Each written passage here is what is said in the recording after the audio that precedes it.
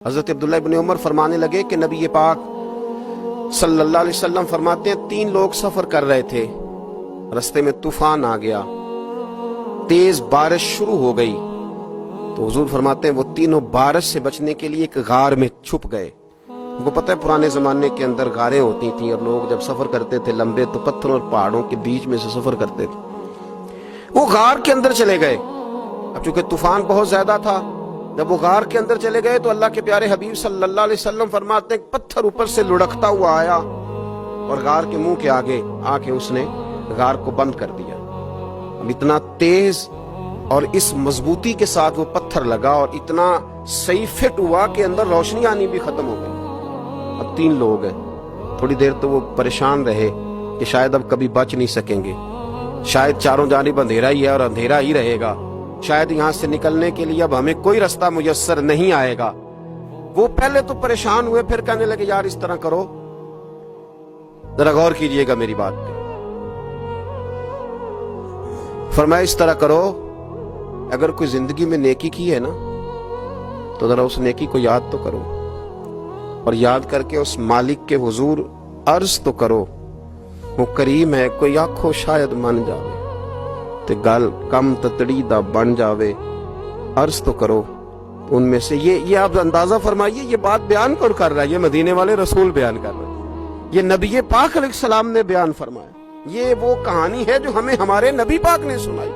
رسول کریم علیہ السلام نے ہمیں بتلائی، یہ داستان محبت۔ حضور فرمانے لگے ایک نے ان میں سے ہاتھ اٹھائے اور اس نے انداز کیا چھیڑا، عرض کرنے لگا اللہ تو جانتا ہے نا میں نے بکریاں رکھی ہیں، میں غریب ہوں، مزدور ہوں، اور مالک تو یہ بھی جانتا ہے کہ میرے بچے بھی ہیں، بیوی بھی ہے،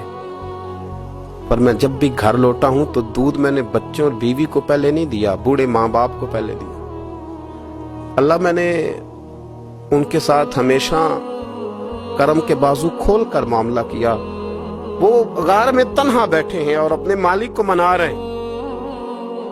عرض کرتے ہیں اللہ تجھے یاد ہے نا ایک رات جب میں بڑی دیر سے لوٹا تھا، لکڑیاں کاٹتے، درخت تلاش کرتے، مجھے دیر ہو گئی، میں دیر سے لوٹا تھا، نیت یہ کر رکھی تھی کہ دودھ سب سے پہلے ماں باپ کو پلاؤں گا، مالک جب میں لوٹا تو وہ بوڑھے تھک کر کے سو گئے تھے، میری بیوی نے مجھے کہا کہ بچوں کو پلا دو، وہ سو گئے، تو میں نے کہا نہیں میرے ذمے ہے ان بوڑھوں کے دل کو ٹھنڈا کرنا، ان سے پیار کرنا۔ اللہ بیوی مانگتی رہی، بچے طلب کرتے رہے، میری ٹانگوں میں گھومتے رہے، بار بار آتے رہے، اور میں نے دودھ نہیں پلایا۔ اے مالک فجر ہو گئی، آفتاب طلوع ہونے کا وقت آ گیا، پر میں نے ماں باپ کے بیدار ہونے کا انتظار کیا۔ اے اللہ وہ جب اٹھے تو ان کی آنکھوں میں جو میرے لیے دعا تھی اور ان کے سینوں میں جو میرے لیے کرم تھا، اگر تیری بارگاہ میں وہ نیکی قبول ہے تو مالک پھر رحم فرما، نہ اس مشکل سے آسانی عطا فرما۔ سنو سنو، رسول کریم صلی اللہ علیہ وسلم فرماتے ہیں کہ اس بندے کی دعا مکمل ہوئی تو پتھر تھوڑا سا سرک گیا، اور اتنا سرکا کہ آسمان نظر آنے لگا۔ جس نے ماں باپ کو منایا ہے، ان سے پیار کیا ہے، پھر یہی بات وسیلہ بن جائے گی رب کے ماننے کا، پھر یہ وسیلہ بنے گی، اللہ اس سے مان جائے گا۔ پھر رسول کریم صلی اللہ علیہ وسلم فرمانے لگے، دوسرا بولا اور عرض کرنے لگا کہ اے اللہ تو جانتا ہے مجھے اپنے چچا کی بیٹی بھانے لگی تھی، میں اس کی طرف رغبت کرنے لگا تھا، اور میں نے جب اس سے جا کے ارادہ کیا کہ میں تیرا طالب ہوں، تو اس نے مجھے کہا کہ پہلے 100 دینار لاؤ بانا، تو اللہ میں نے مشقت کر کے 100 دینار جمع کیے، اور جب میں پوری طرح اس پر حاوی ہو گیا، وہ میرے قبضے میں آ گئی اور گناہ کا میں نے ارادہ کر لیا، تو اس عورت کے منہ سے ایک جملہ نکلا کہ اللہ سے ڈر، اے مالک وہ میرے قبضے میں تھی، اے اللہ میں گناہ پر قادر تھا،